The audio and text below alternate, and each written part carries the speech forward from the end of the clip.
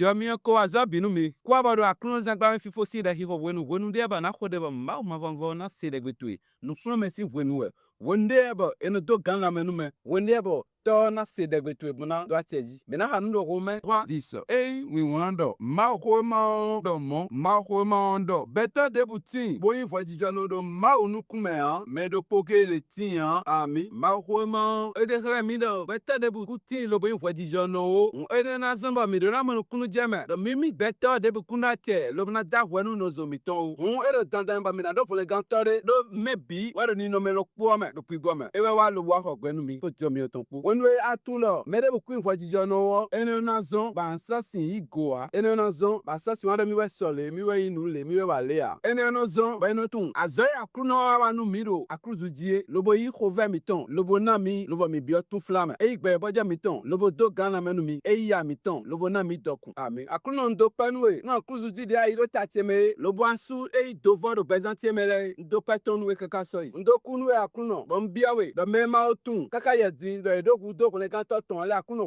kunu ye. Nu e mi tun. Le gbe ihon gbe. Do ye do kun le kan to lo posi hudo. O kun le kan to yin akruno Jesu Christ. E ba yin wi. Me yin be khonu me toy. Ami. Akruno kun le mi gan. Lobo de mi simon di do la me. Nu ma fle. Yin le su beton. Ndo ku do jami o tweton. Mama sa da wenu me de bu. Akruno. Asa mi sa kuzu wajijo na. Bene inu ni na ba na mi gbon didi me. E de je ha mi we ha. Ami mi wande. Lo ba je ha. O zo asa mi sa kuzu wajijo no. Ama bon didi me asa mi sa kuzu wajijo na. Akruno mi do peton we. Bonu bre akruno me to me o. Wayi do don. Wayi do ti e jiwe. Na sok bete. Lobo sodo we. Lobo na zek bezante bi lobo ganje we. Akruno. Nkore do. Bra ni fonja unzen. Lobo taflenga to lo po gerde queen we o. Be je usin come. Mi abane mi de num paze lo. Akruno ni don mi ami.